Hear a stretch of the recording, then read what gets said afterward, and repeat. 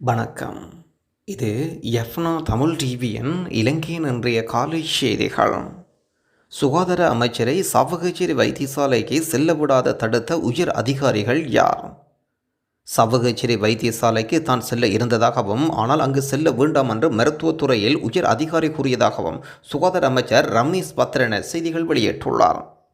நாடாளுமன்ற உறுப்பினர் மனே குணசன் வெளியிட்டிருக்கும் முகநூல் பதிவில் சில விடயங்களை ரமேஷ் பத்ரன சுட்டிக்காட்டியிருக்கின்றார்.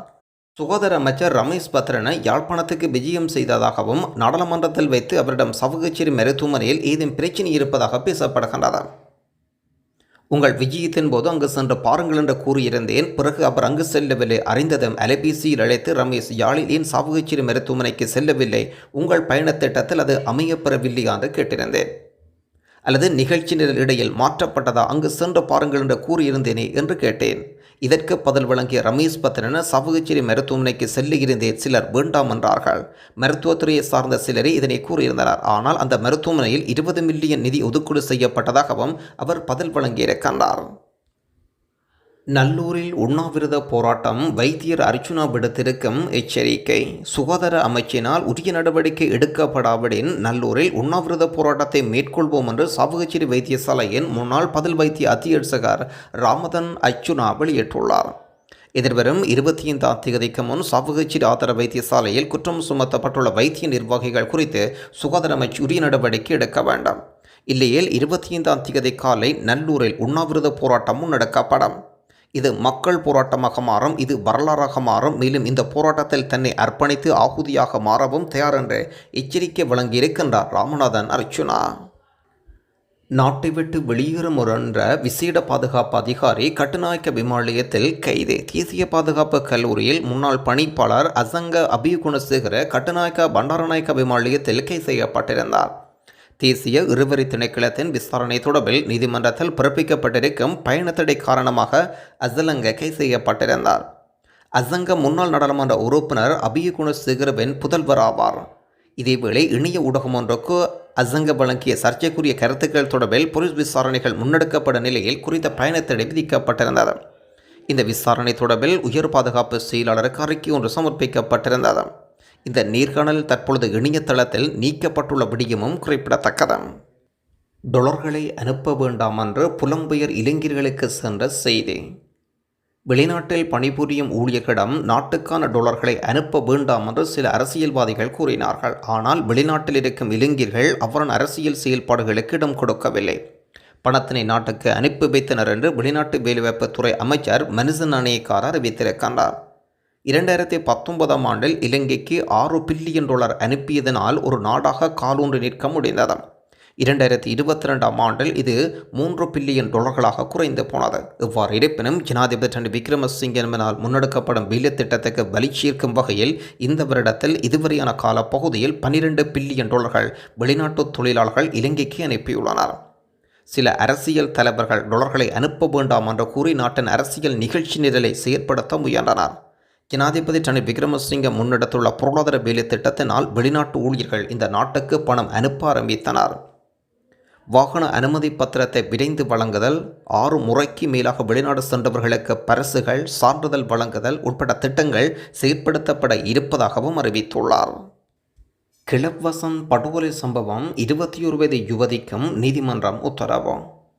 கிளப்வசம் கொலை சம்பவம் தொடர்பில் கைது செய்யப்பட்ட 21 வயதான யுவதிக்கும் தடுப்பு காவல் வழங்கப்பட்டிருக்கிறது. அதிருகிரிய பிரதேசத்தில் குறித்த யுவதி கைது செய்யப்பட்ட பின்னர் கடுவல நீதிமன்றத்தில் முன்னிலைப்படுத்தப்பட்டிருந்தார். கொலை சம்பவத்துக்கு உதவிய குற்றச்சாட்டில் அவர் கைது செய்யப்பட்ட நிலையில் தடுத்து விசாரிக்க வேண்டும் என்று போலீசார் கோரிக்கை வைக்கின்றனர். இதன் பின்னர் நீதிமன்றத்தில் 48 மணி நேர தடுப்பு காவலில் வைக்கப்பட்டுள்ளார். மேல் மாகாணத்திற்கு குற்றத்தடுப்பு பிரிவினரால் யுவதி கைது செய்யப்பட்டிருந்த விடயமும் குறிப்பிடத்தக்கது. தோட்ட தொழிலாளர்களுக்கு இடைக்கால கொடுப்பனவுகள் சம்பள உயர்வை தொடர்ந்து அடுத்த நற்செய்தியா? பெருந்தோட்ட தொழிலாளர்களுக்கு இடைக்கால கொடுப்பனவு ஒன்றை வழங்குமாறு ஜனாதிபதியிடம் தான் முன்வைத்த கோரிக்கைக்கு சாதகமான பதில் கிடைத்திருப்பதாக இலங்கை தொழிலாளர் காங்கிரசின் தலைவரும் கிழக்கு மாகாண ஆளுநருமான செந்தில் தொண்டமான் அறிவித்திருக்கின்றார். மட்டக்களப்பில் ஜனாதிபதி ரணில் விக்ரமசிங்கவை சந்தித்த பின்னர் ஊடகங்களுக்கு கருத்து வெளியிட்டுள்ளார். பெருந்தோட்ட தொழிலாளர்களுக்கான இடைக்கால கொடுப்பனவாக 5000 ரூபாய் அரசாங்கம் வழங்க வேண்டும் என்ற செந்தில் தொண்டமானின் கோரிக்கை. ஜனாதிபதியின் கீழ் இயங்கும் தொழிற்சங்க முடிவுகளை எடுக்கும் 3 பேர் கொண்ட குழுவினர் உறுப்பினரும் ஐக்கிய தேசிய கட்சியின் ரத்தினபுரி மாவட்ட அமைப்பாளரும் சுப்பையா ஆனந்தகுமார் அறிவிக்கின்றார். இந்த கோரிக்கையை வரவேற்ப சுப்பையா ஆனந்தகுமார் வெளியிட்டுள்ள அறிக்கையில் பதிவிட்டுள்ளார். இந்த கோரிக்கையை நிறைவேற்றுவதற்கு ஜனாதிபதி நிச்சய நடவடிக்கை எடுப்பார். பெருந்தோட்ட தொழிலாளர்களுக்கு நாட்சம்பளம் 1700 ரூபாய் வழங்கப்பட வேண்டும் என்று தீர்மானிக்கப்பட்டு எட்டப்பட்டிருந்தாலும் நீதிமன்ற நடவடிக்கை காரணமாக அது நெடுநிறுத்தப்பட்டிருக்கின்ற விடயமும் குறிப்பிடத்தக்கது. யாழ்போதனா வைத்தியசாலை பணிப்பாளரின் தந்திரத்தினால் வடபுலம் இழக்கம் இன்னும் ஒரு வைத்தியர். இருதய சத்திர சிகிச்சை நிபுணரின் இடமாற்றம் யாழ்போதனா வைத்தியசாலையில் நடந்தவை என்ன? யாழ்போதனா வைத்தியசாலையில் பணியாற்றிய இருதய நெஞ்சியாற்று மற்றும் மாற்று சிகிச்சை நிபுணர் முகுந்தன் கொழும்புக்கு இடமாற்றம் பெற்றுள்ள சென்றமை தொடர்பில் பல்வேறு வாதிப்பிரதிவாதங்கள் இருக்கின்றன. யாழ் மாவட்ட மக்களுக்கு எட்டாக்கணையாக இருந்த இருதய மாற்று சத்திர சிகிச்சையை முதலில் யாழ்போதனா வைத்தியசாலையில் வெற்றிகரமாக நிகழ்த்தி சாதனை படைத்த பெருமை வைத்தியர் குறித்த வைத்திய நிபுணருக்கே சாரம். அவரது விடாமுயற்சியும் அவரோடு உறுதுணையாக இருந்தவர்களின் அர்ப்பணிப்பும் குறித்த சத்திர சிகிச்சை யாழ்போதனா வைத்தியசாலையில் வெற்றிகரமாக நிகழ்வதற்கு உறுதுணையாக இருந்தது. யாழ்போதனா வைத்தியசாலையில் 1.5 வருடங்களுக்கு மேலாக வைத்திய நிபுணர் முகுந்தன் இறுதி மாற்று சத்திர சிகிச்சை தொடர்பில் சகல வைத்தியர்களையும் தயார்படுத்தி ஒரு பொறுமுறையின் கீழ் செயற்படுத்தி 150க்கும் மேற்பட்ட இருதய நோயாளர்களுக்கு சிகிச்சை அளித்து அவர்களின் இருதயங்களில் வாழ்கின்ற வைத்திய நிபுணராக விளங்கினார். யாழ் மாவட்ட மக்களுக்கெல்லாம் வடமாகாணத்தில் இருதய நோயினால் பாதிக்கப்பட்ட மக்களுக்கு சேவையாற்றினார். இவ்வாறு நிலையில் இம்மாதம் ஜூன் மாதம் 8ஆம் தேதி கொழும்பு சீமாட்டி மருத்துவமனைக்கு சுய விருப்பத்தின் அடிப்படையில் பணிமாற்றம் சென்றுள்ளார். சத்திர சிகிச்சை நிபுணருக்கு என்ன மன உளைச்சல் ஏற்பட்டிருக்கும் என்று நாம் ஆராய்ந்து பார்க்க வேண்டாம். குறித்த இடமாற்றம் தொடர்பில் யாழ்போதனா வைத்தியசாலையின் பணிப்பாளர் சத்தியமூர்த்தி தனது இணையவழி செய்தி குறிப்பில் குறிப்பிடும் போது குறித்த வைத்தியர் சுய விருப்பத்தின் பேரில் இடமாற்றம் பெற்று தனது குடும்பத்துக்கு அருகில் உள்ள சீமாட்டி வைத்தியசாலையில் பணிபுரிவதாக சென்று விட்டார் என்று குறிப்பிட்டிருந்தார். அத்துடன் புதியவர்களை வரவேற்பதும் இடமாறி செல்வோரை வாழ்த்தி அனுப்புவதும் தமது கடமை என்றும் குறிப்பிட்டிருந்தார். இவ்வாறு தெரிவித்த கருத்தில் தான் பிரச்சினை இருக்கின்றதை யாழ்போதனா வைத்தியசாலையில் பணிப்பாளர் குறித்த வைத்தியர் கொழும்புக்கு இடமாற்றம் பெற்று தனது குடும்பத்துக்கு அருகில் சேவையாற்ற சென்றுவிட்டார் என்று குறிப்பிட்ட கருத்து அவர் 4 வருடங்களாக யாழ்போதனா வைத்தியசாலையில் பணியாற்றிய போது தனது குடும்பத்தை நினைக்கவில்லையா என்ற கேள்வி ஒருபுறம் இருக்கிறது. யாழ்போதனா வைத்தியசாலை அதிலிருந்து குறித்த சத்திர சிகிச்சை நிபுணர் கொழும்புக்கு இடமாற்றம் சென்றமை அவருக்கு ஏற்பட்ட மன உளைச்சலே பிரதான காரணம் என்ற இன்னொரு பகுதியினர் குற்றம் சுமத்துகின்றனர். குறித்த வைத்திய நிபுணர் 4.5 வருடங்கள் கடந்த நிலையில் தனது விண்ணப்பத்தை சமர்ப்பிக்காத சந்தர்ப்பத்தில் மத்திய சுகாதார அமைச்சு தான் விரும்புகின்ற மாகாணத்துக்கு அவரை இடமாற்றம் செய்யும். இதனை கருத்தில் கொண்டு தனது குடும்பத்துக்கு அருகில் வைத்தியசாலைக்கு கொழும்பு சீமாட்டி வைத்தியசாலைக்கு முகுந்தன் தனது பணியிட மாற்றத்துக்கு தெரிவு செய்ததாக சொல்லப்படுவது எவ்வாறு ஏற்றுக்கொள்வது? வடக்கு மக்களுக்கு சேவையாற்ற விரும்பும் வைத்திய நிபுணர் முகுந்தனை யாழ்போதனா வைத்தியசாலையில் உரிய வசதிகள் ஏற்படுத்தி கொடுத்து அவரை சேவைக்காலம் முழுவதும் அவர் விரும்பும் பட்சத்தில் யாழ்போதனா வைத்தியசாலையில் பணியாற்ற விடாது யாரோ ஒரு சிலரின் நிகழ்ச்சி நிரலுக்கு யாழ்போதனா வைத்தியசாலை நிர்வாகம் அடிபணிந்து செயற்படுகின்றதா என்ற சந்தேகம் மக்கள் மத்தியில் வலுப்பெறுகின்றது. வெளிநாடுகளில் வேலை செய்யும் இலங்கையர்கள் தாயகம் திரும்பிய பின்னர் கௌரவமாக வாழக்கூடிய சூழலை உருவாக்கி தருவோம் ஜனாதிபதி. புலம்பெயர் தொழிலாளர்கள் தமது சேவை காலத்தை முடித்து கொண்டு தாயகம் திரும்பிய பின்னர் கௌரவமாக வாழக்கூடிய சூழல் உருவாக்கப்படும் என்று ஜனாதிபதி ரணில் விக்ரமசிங்கே அறிவித்திருந்தார். கடந்த கால பொருளாதார நெருக்கடியின் போது நாட்டுக்கு அந்நிய செலாவணியை ஈட்டித்தந்த அவர்களின் பங்களிப்புக்கு நன்றிகளும் தெரிவித்துள்ளார். இலங்கை பொருளாதாரத்துக்கு புலம்பெயர் தொழிலாளர்களின் பங்களிப்பை பாராட்டுவதற்காக நாடு முழுவதும் ஏற்பாடு செய்யப்பட்ட பிகமனிக கசர நிகழ்ச்சி வடமாகாண ஆரம்பிக்கப்பட்டிருந்தது. இதில் குர்நாகல், புத்தாலம், அனுராதபுரம், மாத்தளை, கீகாலை ஆகிய மாவட்டங்களைச் சேர்ந்த புலம்பெயர் தொழிலாளர்கள் 5000 பேர் கலந்து கொண்டனர். இலங்கை வெளிநாட்டு வேலைவாய்ப்பு பணிகள் நடாத்தும் நலன்புரி உதவி திட்டத்தின் கீழ் தொழில் முனைவர்கள் உருவாக்குவதற்கு புலம்பெயர் தொழிலாளர்கள் பரிந்துரைக்கும் சுயதொழில் ஆரம்பிக்க தேவையான நிதி மூலதனமான 50,000 ரூபாய் ஜனாதிபதி வழங்கியும் வைத்திருக்கின்றார். வெளிநாட்டிலிருந்து நாடு திரும்பிய பின்னர் பழைய தொழில்களில் ஈடுபட சிலர் விரும்புவதில்லை. வாழ்க்கையில் முன்னேறுவதற்கு அது மாத்திரம் போதாது, அவர்கள் நம்புகின்றார்கள். அப்படி அர்ப்பணிப்பும் வலிமையும் உள்ளவர்கள் உதவும் வகையில் இந்த திட்டம் தொடங்கப்பட்டிருக்கின்றது என்றும் ஜனாதிபதி ரணில் விக்ரமசிங்கே குறிப்பிட்டிருக்கின்றார். பிரான்ஸ் நாட்டிலிருந்து வந்தவர் இடிந்த நிலையில் சடலமாக மீட்பு. திருகோணமலை தம்பலகாமம் பகுதியில் இடிந்த நிலையில் ஆணொருவரின் சடலம் ஒன்று மீட்கப்பட்டிருந்தது. தம்பலகாமம் கூட்டாம்புலி என்ற பகுதியில் வயல் சீகை பகுதியில் குறித்த சடலம் காணப்பட்ட நிலையில் விவசாயிகளினாலும் போலீசாருக்கு வழங்கப்பட்ட விசேட தகவலின் அடிப்படையில் குறித்த சடலம் மீட்கப்பட்டிருந்தது. குறித்த நபரின் அடையாள அட்டை கண்டெடுக்கப்பட்டிருப்பதுடன் அதன் அடிப்படையில் குறித்த நபர் 53 வயதான தம்பலகாமத்தினைச் சேர்ந்தவர் என்றும் அன்பு வழிப்புறத்தில் திருமணம் முடித்தவர் என்றும் தற்பொழுது பிரான்ஸ் நாட்டில் வசித்து வருவோம் என்று அறிய முடிகிறது. திருமண நிகழ்வு ஒன்றுக்காக சில நாட்களுக்கு முன்னர் சொந்த மண்ணுக்கு வந்திருந்த நிலையில் குறித்த சம்பவம் இடம்பெற்றிருக்கிறது. குறித்த சடலம் தற்பொழுது பிரேத பரிசோதனைக்காக திருகோணமலை வைத்தியசாலைக்கு எடுத்துச் செல்லப்பட்டிருப்பதுடன் மேலதிக விசாரணைகளை தம்பலகமம் போலீசார் மேற்கொண்டு வருகின்றனர்.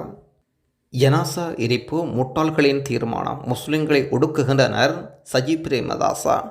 உலகில் பல நாடுகள் ஸ்மார்ட் நாடுகளாக மாறி அபிவிருத்தியை எட்டியிருக்கிறது.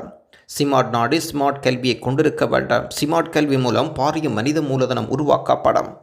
கடந்த காலங்களில் கல்வியறிவு இல்லாத ஒரு முட்டாள் கூட்டம் முஸ்லிம் சமூகத்தின் கலாச்சார மற்றும் மத உரிமைகள் தடுத்து தகனமாக அடக்கமா என்ற விவகாரத்தில் முட்டாள் போல் நடந்து கொண்டனர். வைரஸ் காலத்தில் முஸ்லிம்களின் மத உரிமைகள் பறைக்கும் இனவாத நோக்கத்துடன் ஜனாசாக்களை எரித்தனர். உலக சுகாதார ஸ்தாபனத்தை பார்க்கிலும் புத்திசாலிகள் என்ற மமதையில் செயற்பட்டனர். இது அறிவில்லாத செயற்பாடாகும். பரீட்சை திணைக்கிழமை மாணவர்கள் உரிமைகளை மீறுகின்றனவா? இலங்கையில் வாழும் மூவின மக்களினால் பெரும்பான்மையினர் புரிதலும் வெட்டுக் கொடுப்புகளும் ஒவ்வொருவரினதும் சமய மொழி கலாச்சாரம் என்பவற்றை அங்கீகரித்து வாழ்கின்றனர். இடக்கிடையில் சில சலசலப்புகள் அடிப்படைவாதிகளும் கடும்போக்கு உடையவர்களும் காழ்ப்புணர்வு கொண்டவர்களும் ஏற்படுத்தப்பட்டாலும் காலோட்டத்தில் அவை மறக்கப்பட்ட சூமுக நிலைமைக்கு திரும்பிவிடுகின்றன. இதுவே 3 இனங்களையும் சேர்ந்த பெரும்பான்மையோரின் நிலைப்பாடாகும். இதற்கு அப்பால் வேறு சிலர் தங்களின் சுய லாபங்களை பெற்றுக்கொள்வதற்காக ஒரு சமூகத்தின் மேல் மற்றொரு சமூகத்தின் காழ்ப்புணர்வை அடிக்கோடிட்டு காட்டுகின்றனர். பரீட்சை விதிமுறைகளுக்கு அமைய மாணவர்கள் கடைப்பிடிக்கின்றார்களா என்பதை அவதானித்துக் கொண்டிருக்க வேண்டும். மாணவர்களின் யாரும் விதிமுறைகளை கடைப்பிடிக்கவில்லை எனின் அந்த இடத்தில் அவர்கள் அணுகி அவர்களின் விதிமுறைகளை அவர்களிடம் சுட்டிக்காட்டு அவர்களை நெறிப்படுத்துவதே மேற்பார்வையில் ஒருவரின் கடமையாகும். இந்த ஒழுக்க விளிமியங்கள் கல்லூரி பரீட்சை மேற்பார்வைகள் மீறியிருக்கின்றார்கள் என்பது எமக்கு கிடைக்கும் செய்தியாகும். இந்த அடிப்படையில் திருகோணமலை சஹீரா கல்லூரி மாணவர்களின் பரீட்சை மண்டபத்தில் என்ன நடைபெற்றுள்ளது என்பதை ஊடகங்கள் வெளிக்கொண்டு வந்திருக்கின்றன. மாணவிகள் அவர்களின் கலாச்சார விளிமியங்களின் அடிப்படையில் தலையையும் காதுகளையும் மறைத்து ஃபர்தா அணிந்து வந்துள்ளனர். இது பரீட்சை மேற்பார்வைகளுக்கு பிடிக்கவில்லை எனில் ஒரு பெண் நோக்குனரை அழைத்து ஃபர்தாவை அணிந்துள்ள மாணவிகள் மூடப்பட்டுள்ள காதுகள் ஏதாவது கருவிகள் இணைக்கப்பட்டுள்ள என்பதை பரிசோதித்து பார்த்த பின்னர் விதிமுறைகள் மீறப்பட்டிருக்கவில்லை என்றால் அவரது உதவி பரிசோதகர் திருப்தியடைந்து பிரதான பரிசோதரிடம் விடயத்தை கூறினால் காதோடு காதாக இந்த விடயம் மண்டபத்துக்கள் முடிவடைந்துவிடும் என்று சமூக ஊடகங்களில் பேசுபொருளாக இருக்கின்றது. எனவே இதில் நேரடியாக தலையிட்டு இவ்வாறான நிகழ்வுகள் தொடர்ந்தும் கொண்டு செல்லாதிருக்க சம்பந்தப்பட்டவர்கள் அழைத்து தீர விசாரித்து தகுந்த தண்டனைகள் வழங்க வேண்டும் என்பது பொதுமக்களினும் மாணவர்களினதும் எதிர்பார்ப்புகளில் ஒன்றோ. ஒரு பக்கம் மாணவர்கள் ஹிஜாப் அணிவதனால் பரீட்சை பெறுபவர்கள் நிறுத்தப்படுகிறது. மறுபுறம் ஹிஜாப் அணிந்து பரீட்சைக்கு சென்ற 13 அதிபர்களின் பரீட்சை பெறுபவர்களும் இடைநிறுத்தப்பட்டிருக்கின்ற விடயமும் குறிப்பிடத்தக்கது. எரிபொருள் விலைகள் மேலும் குறையும் ஜனாதிபதி ரணிலின் விசேட அறிவிப்பு. சந்தையின் எரிபொருட்கள் அமைய எமது பொருட்களின் விலையும் சீரமைத்துக் கொள்ள வேண்டியிருப்பதாகவும் சில செலவுகளை நீக்குவதன் மூலம் எரிபொருள் விலை மேலும் குறைய வாய்ப்பிருப்பதாகவும் பலசக்தி விலைகளுக்கும் இது நடைபெறுவதாகவும் சந்தை தொடர்பில் இன்னும் பல்வேறு விடயங்கள் இருப்பதாக ஜனாதிபதி ரணில் விக்ரமசிங்க அறிவித்திருக்கின்றார். கடந்த காலத்தில் நாட்டின் பொருளாதார வீழ்ச்சியடைந்து பொருளாதார வீழ்ச்சியுடன் சிறு வர்த்தகர்கள் உட்பட அனைத்து வர்த்தகங்களும் வீழ்ச்சி கண்டன. அனைத்தும் நுண்தொழில் முறைகளுக்கு முற்றிலும் நட்டமடைந்தன. வங்கி கட்டமைப்பும் பாதிப்படைந்திருப்பதாகவும் குறிப்பிட்டிருந்தார் ரணில் விக்ரமசிங்க. 3 தசாப்தங்களுக்கு பின்னர் புனரமைக்கப்பட்ட மட்டக்களப்பு வெளிச்ச வீடு. இலங்கையில் மிக உயரமான வெளிச்ச வீடுகளில் ஒன்றான மட்டக்களப்பு முகத்துவாரம் பாலமீன் மடு வெளிச்ச வீடு சுமார் 30 வருடங்களின் பின்னர் புனரமைக்கப்பட்டு மக்கள் பாவனைக்கு கையளிக்கப்பட்டது. இதற்கிணங்க வழங்கப்பட்ட நிதி ஒதுக்கீட்டில் மட்டக்களப்பு மாநகர சபையினால் குறித்த வெளிச்ச வீடு புனரமைப்பு செய்யப்பட்டது. 1913ஆம் ஆண்டு கட்டப்பட்டு 111 வருடங்கள் பழமையான இந்த வெளிச்ச வீடானது கடற்தொழில்களின் கடற்கரை விளக்காகவும் வெளிநாட்டவர்களின் சுற்றுலா தலமாகவும் காணப்படுகிறது. தற்பொழுது இந்த வெளிச்ச வீடு சுமார் 7.5 மில்லியன் ரூபாய் நிதியொதுக்கீட்டில் மீள புனர்நிர்மாணம் செய்யப்பட்டது. மாநகர ஆணையாளர் சிவலிங்கன் தலைமையில் இடம்பெற்ற வெளிச்ச வீடு கையளிக்கும் நிகழ்வில் கிழக்கு மாகாண ஆளுநர் செந்தில் தொண்டமான், ராஜாங்க அமைச்சர் வியாழனேந்திரன் ஆகியோர் பிரதான அதிதியாக கலந்து கொண்டனர். தொடர்ந்து அர்ச்சுனா அவர்கள் வெளியிட்டிருக்கும் விசேட நேர்காணல் தொகுப்புகளையும் பார்வையிட இருக்கின்றோம். நன்றி. தெஃப்ட் என்று சொல்லுவாங்க. அதாவது வந்து நீங்கள் என்ன சொல்றது அக்கவுண்ட்ஸ் அப்படி உங்களோட இதை எடுத்து பார்த்தா உங்களோட ஓவர் டைம்ல இருந்து எல்லாமே நாங்கள் கதைக்கலாம். ஆதலால் பொதுமக்களிடம் நீங்கள் தேவையில்லாமல் உங்களுடைய பேரை கெடுக்காமல் தயவு செய்து பொதுமக்கள் வந்து பெண்களுடன் படுத்து விட்டு வந்து என்னிடம் டாக்டர் ரோஷாந்தன் என்று சொல்கிறவர் சொல்லியிருக்கிறார், என்னிடம் யாராவது அந்த ஸ்கிரீன்ஷாட் என்னிடம் இருக்கிறது, அதனால் தான் கதைக்கிறேன், என்னிடம் யாராவது வாருங்கள் பார்ப்போம், நீங்கள் இனிமேல் வந்து யாருடைய படுத்து விட்டு கரைக்கலைப்புக்கு வாருங்கள் பார்ப்போம், நாங்கள் உங்களை பார்த்துக்கொள்வோம். அப்படியானால் நீங்கள் சொல்லுகிறது என்னென்றால் எல்லா இளைஞர்களும் யாழ்ப்பாணத்தில் இருக்கிற எல்லா இளைஞர்களும் பெண்களுடன் தவறான வகையில் பழகிக்கொண்டு எல்லா பெண்களையும் கூட்டிக் கொண்டு நீங்கள் ஒரு கார்டியாலஜிஸ்ட் உங்களிடையே வருகிறார்கள். அப்போது நீங்கள் என்ன செய்கிறீர்கள், மீசோப்ரோஸ்டால் கொடுக்கிறீர்கள் என்ற அதுதான் நான் சொன்னேன். நான் உங்களில் ஒருவன், ஆதலால் முட்டாள்தனமான பதிவுகளை பேஸ்புக்கில் இடையிட வேண்டாம். முக்கியமானது. இரண்டாவது, நான் தெளிவாகவே சொல்லியிருக்கிறேன், வைத்தியர்கள் வைத்திய கடமையிலிருந்து ஒரு நாளும் பிறழ்வதில்லை. அது எனக்கு தெரிய நான் நினைக்கிறேன், என்னுடைய நண்பர்களாக இருக்கட்டும், என்னுடைய ஆசான்களாக இருக்கட்டும், அவர்கள் பேஷண்ட்ஸ் மாதிரி பார்ப்பார்கள், அதில் ஒரு டவுட்டும் இல்லை. ஆனால் அவர்களை சொந்தக்காரர்கள் வெளியே இருக்கிறார்கள் என்போது நாங்கள் அதை ஒரு வைத்தியசாலைக்கு எடுத்து அங்கே ஏசி போட்டு கொடுத்து அதனுடைய காலமை மத்தியானம் 3 நேரம் ஓட்டவும் செய்து நார்மல் ஒரு அப்பர் ரெஸ்பிரேட்டரி இன்ஃபெக்ஷன் வெப்பம் ஒரு வைரல் ஃபீவர் 178 பிளேட்லெட் கவுண்ட்ல இருக்கிற ஒன்றை டெங்கு என்று சொல்லி நீங்கள் செய்த வரலாறுகள் எல்லாம் இருக்கின்றன. ஆகவே அவை சம்பந்தமாக கதைக்காமல் எனக்கும் பொறுமை இருக்கிறது, நானும் சாதாரண மனிதன் தான்.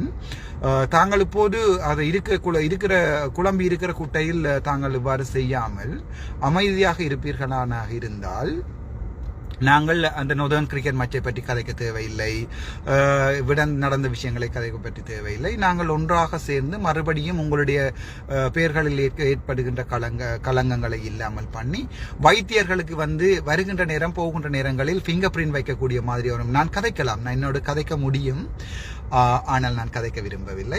ஃபிங்கர் பிரிண்ட் வைத்து உங்கள் வைத்தியசாலைகளிலே நாங்கள் கேமராக்களை பூட்டி நீங்கள் பிரைவேட் வைத்தியசாலையில் வேலை செய்கின்ற நேரங்களையும் பார்ப்போம் ஒரு 6 மாதத்துக்கு. ஆதலால் சொல்கிறேன், என்னை கதைக்க வைக்காதீர்கள். நான் கதைத்தால் உங்களுக்கு அது சரியான கஷ்டமாக இருக்கும்.